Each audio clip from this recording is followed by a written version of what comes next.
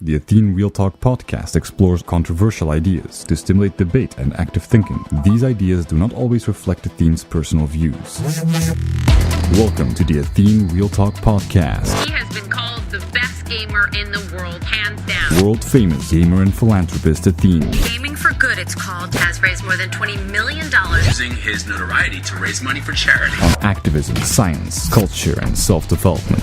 Proud to have him in the studio today. Would not want to take you on in a video game. Yero says, have you ever smoked and do you know some techniques to quit? No, I've never smoked. Yero, then you know similar addictions. It's all about bad habits, you know? And stopping bad habits, I'll give you a really good example. Let's say you have really an issue with stop smoking, right? Well, now what happens is the following. There is a hurricane in your village and you have to be staying in your house because it's very unsafe outside and you don't have cigarettes and you stay in your place for like a week or a month. During that time you won't smoke. The funny thing is you won't even miss cigarettes that much. And the reason why is because you don't have a choice. The problem is that you can't deal with the choice. So if you have a choiceless awareness that is linked with just doing what's right and not experiencing that, that's the way I go through life, then you don't experience so much dissonance. So why are you such much a worse version of yourself if you have the choice and the luxury to take a cigarette than if you would be in a situation where you wouldn't have the luxury to have a cigarette? That's how I look at it about everything. Let's say you get kidnapped by ISIS. Then you won't even care about a fucking cigarette. You would just want to get out of there. You would sacrifice everything for that. And that's the thing, a lot of people don't realize that. And I say that every time, if people are aware of the richness they have right now, they would be richer than ever with any money ever in their life. People are impulsive. People want more and more and more. It's just when you realize what you already have that you can smile and enjoy the rest of your life. You're just wrongly conditioned and wrongly calibrated. If you don't take what you have for granted, you're the richest man on the planet. That's why the biggest richness, the biggest treasure is within yourself. It's not out there, it's within yourself. And it's pretty damn concrete. Normally when you read that shit in the Bible or whatever, in Buddhism or whatever, it's like, yeah, cool story. But no. If you go really deep into it, you don't even have to go deep in it. When you just go scientifically, it makes a lot of sense. Yero says, okay, that means if you got other stuff to do, which would be not necessary as smoking a cig at a time, you wouldn't even think about it. There are some techniques, neurological programming or something that you could suggest yourself a habit on your own, just with positive hooked emotions. The problem is, a lot of the times it's your environment. If you're in another environment, you will just lose those habits instantly. Every single person here that goes like, I need my steak every day. If you would live here for a year, you wouldn't touch a steak once, and you wouldn't even miss it either. It's your environment. Same with smoking. And if it's really you, if you're really the problem, but most of the time when you're really the problem is when you don't really want to quit. But if you really want to quit, it's the environment most of the time. Yero says, okay, I'm not really comfortable with your answers, but got less time. I will come back to discuss some other things. Let me tell you, Yaro, people that smoke, they don't run out of reasons to stop. Because reasons are all around them. You waste money, you smell, you kill people around you, you kill yourself.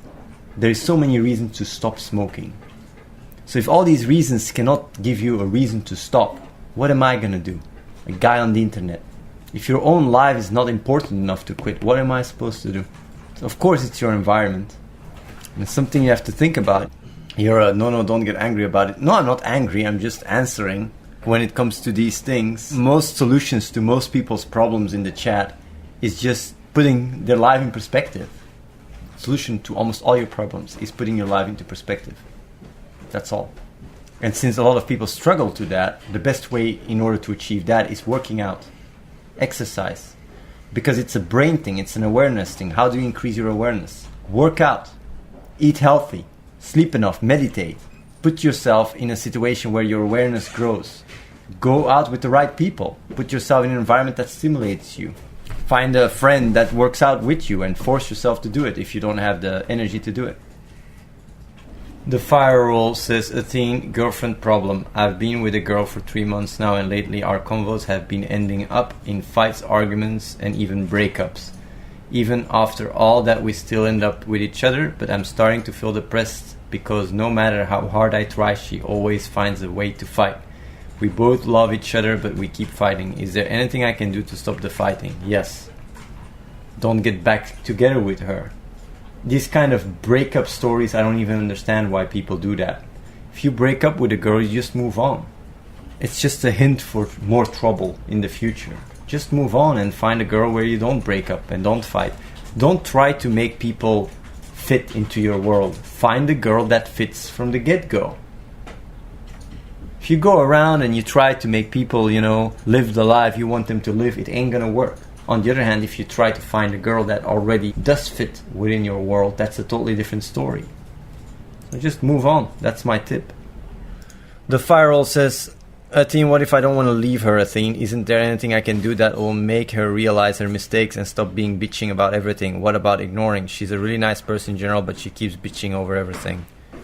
The Firewall, you don't change people. People change themselves. In a relationship, every single problem has two sides. You're also part of the problem. You can't just say it's her problem.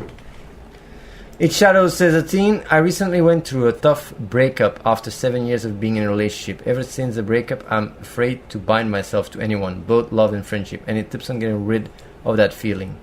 Yes and no. These kind of things really shape you. In this world, and that's something I've really experienced, you have to be able to fall back on yourself. And the biggest strength has to come from yourself. And if it depends on people around you, you're going to have a bad day. When you have a relationship or when you have friends or whatever, you always have to be the foundation of it for yourself. And if people then end up leaving, it doesn't have to take away who you are. That's how I've gone through life. And that doesn't mean you cannot love or you can't have friends or whatever. It just means that you do so, but at the same time you're responsible and don't have your values or your core mindset be defined by it. A lot of people have to experience that the hard way. Cool film, homicide. Athene, I think that college is not for me, but what should I do instead? Well, there you go.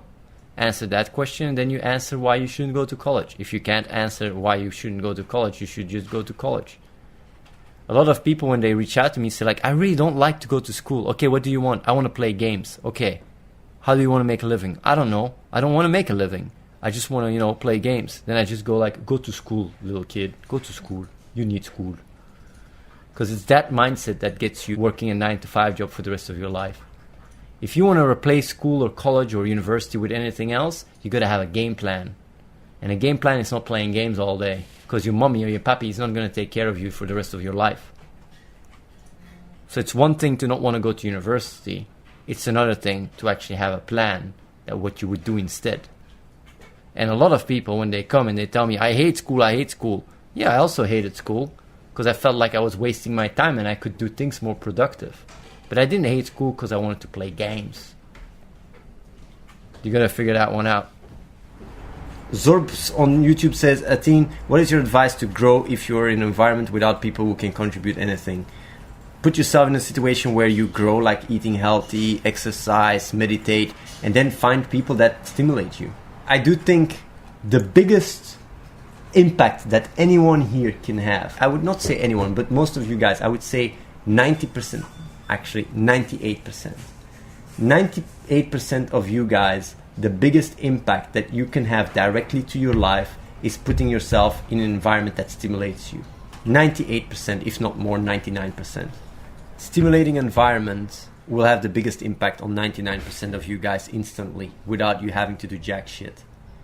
If you're in an environment where people work out every day and stuff and you really have a great vibe with these guys, yeah, you're gonna grow so much faster. You don't even need to push yourself so much. It happens automatically. Change is automatic when the environment is stimulating. Vibeness says, Athene, if we go back to ego stuff, can you elaborate on the fact that a lot of people drag around their own baggage a lot in life? What is the real self? That's a really good question. I've talked about it quite a bit on the stream. People drag their baggage everywhere, all their past. It makes no sense to do that. Your past is literally a story that you can just use to learn from. Dragging it everywhere is literally delusional to do so. It's neurotic, psychotic, it makes no sense. What is the real self? The real self is your consciousness right now, and that includes all the neural activity firing right now. That's it. That's what you are right now. And that includes your environment, that includes the people around you, that includes every single stimuli that you experience right now. That is the self from a neurological point of view. And our ability to differentiate between the environment and us is a practicality. It allows us to cope and move forward. But from a pure neurological level, the environment and you are the same entity. And the moment you start realizing that, being selfish or ego is very delusional, because seeing yourself disconnected from your environment is just not in line with what you are. Your environment is part of you. And the moment you start realizing that, making the choices in being in the right environment and stuff is almost as important, if not more important for most people, than making changes to that illusionary self that you have, that idea of self, of like, oh, this is who I am. Because that is not what you are. You are actually much more than that. And that belief of what you are is just also part of it. And if you have insight in neurology and how the brain works, and that there is no center, and there is no command center saying this or that, but you're just an ever-changing unit, and the reason why you want to eat is because the part in your brain that wants to eat is more active. The reason why you want to take a shit is because the part in your brain that wants to take a shit is more active, and that's all you are. The reason why you communicate or even listen to me right now is because that part is right now part of you. I'm right now part of you, and that's why you even experience this conversation. If I wasn't being a part of you, then you wouldn't even think about it. So if you think and rationalize these ideas that you're experiencing right now, it's not because they're external. They are internal. It's all there is. And the reason why you think they're external is because you interpret it that way. But from a logical way, everything happens within your consciousness. And there is no Athene there. No, I'm right now inside you in a non-sexual way. I'm just inside you, and so is everything else around you. And the moment you start realizing that, you start experiencing the world much closer to what it is, rather than having the idea like, hey, this or that. It's a very deep insight, by the way. It's a very deep insight to be fully aware of that. Imbelager says, that would be so weird to have two different versions of yourself, like the original and the copied one, and then you would both after experience different things. Damn, that would be weird. Imbelager, let's go even weirder. They copy you and then they tell you you're the copy. Imagine you are the copy. Is all your life fake? Are you still responsible for all the bad things you did in your life? Because it's not you. And when I say these things, it's such a mindfuck, but I'm honest that thinking that way is closer to what you are than how you think now about these things.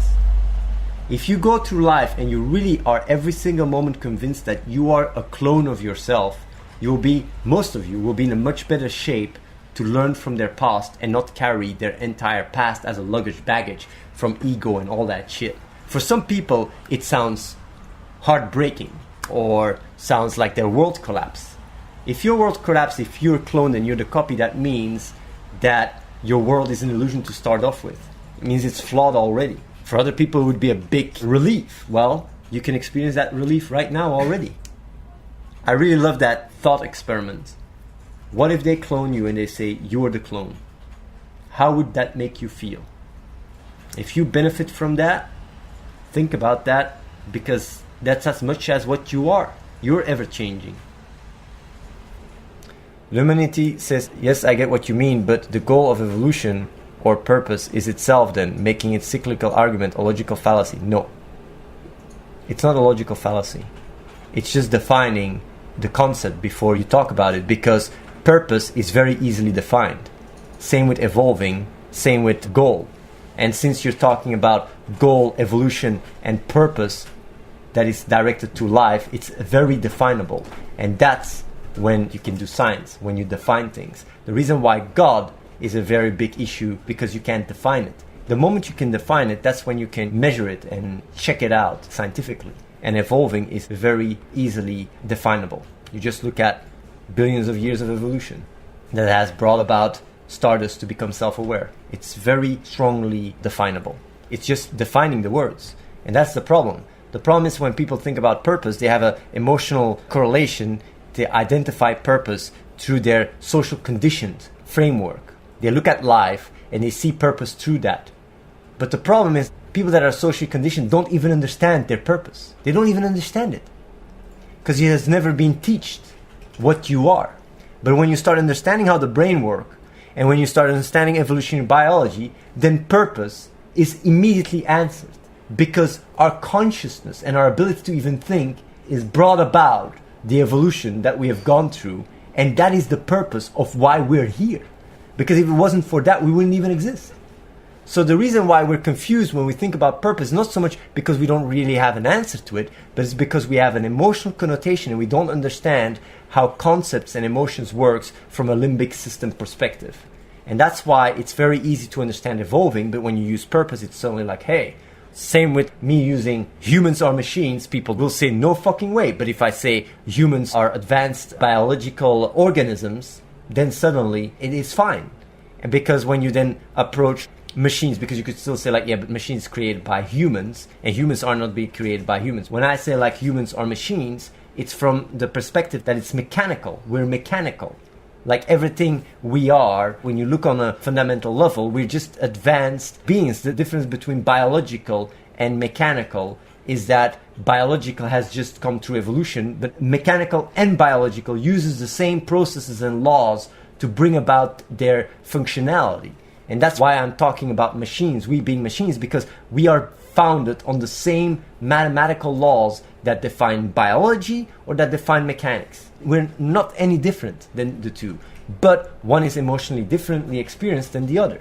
And that's why in dialogues, when you compare humans to machines, people go like, yeah, you don't have emotions, but emotions itself also have a structure in the system. And then you suddenly come into an area where some people will not even agree with that. They say like, yeah, what about the soul? What about the soul? There is a soul, right? Because they want to detach themselves from the idea that we are merely the result of mathematical and physical laws. While there is no biggie about it, why be emotionally attached to the idea that we are more than what we are? The more we understand it, the more we're practical and functional. And that is because, like I said, a wrong belief system.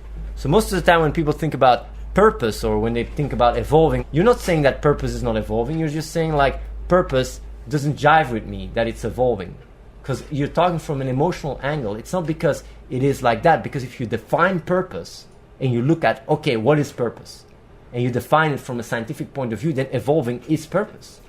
It's a simple equation to solve. And consciousness, our ability to think and even ask ourselves the question, what is purpose, is actually the answer to what purpose is. It's what we are. And if it wasn't for the way we were designed, the way we evolved, we wouldn't exist. Our existence, or whether you want to call it existence or life or evolving or whatever, there's so many words that say the exact same thing. And when you look at science, it's pretty simple. It's self-explanatory. So yeah.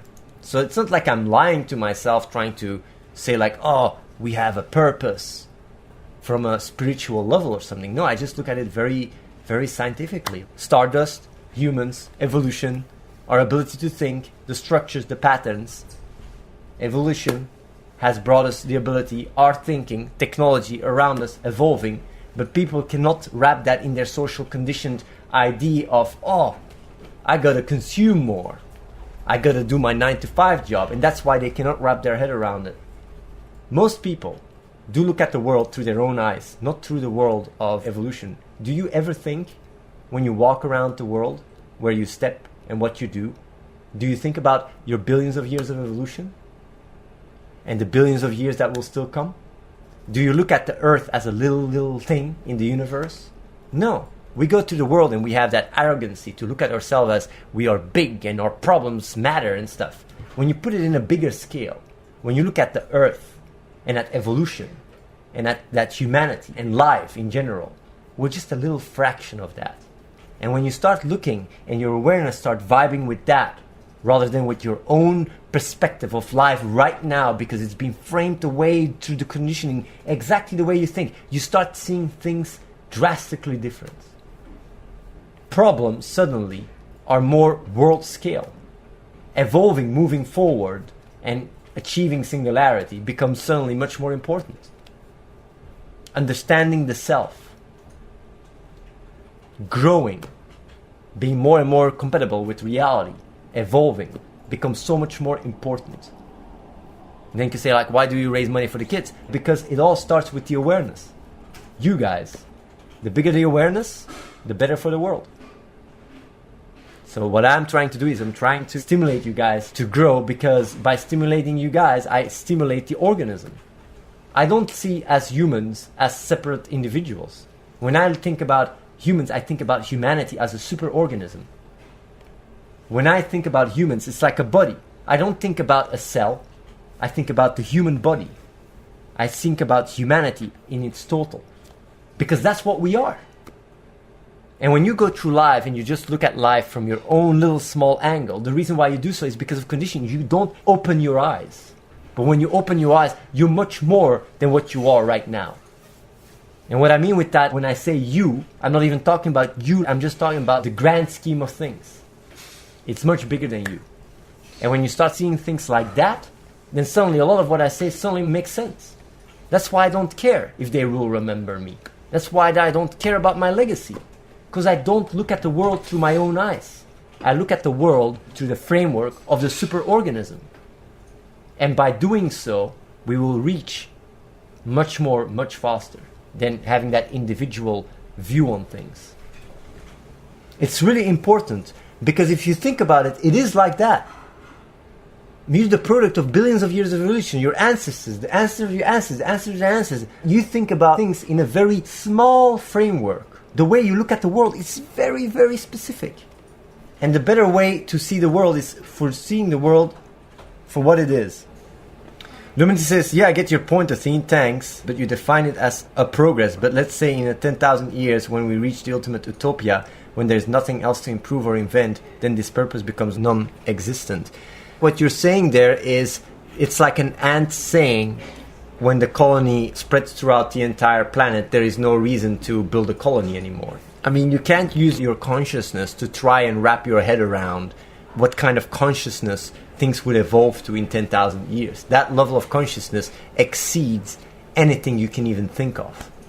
Just projecting yourself and saying like, oh, that's how it's going to be, is pretty crazy to do. It's like a neuron or a bacteria trying to understand what you are. Try to explain that to a bacteria. You can't. Same with like us advanced in, millions of years. Subscribe to youtube.com/AtheneWins. Watch the live stream at twitch.tv/AtheneLive and follow The Real Athene on Snapchat.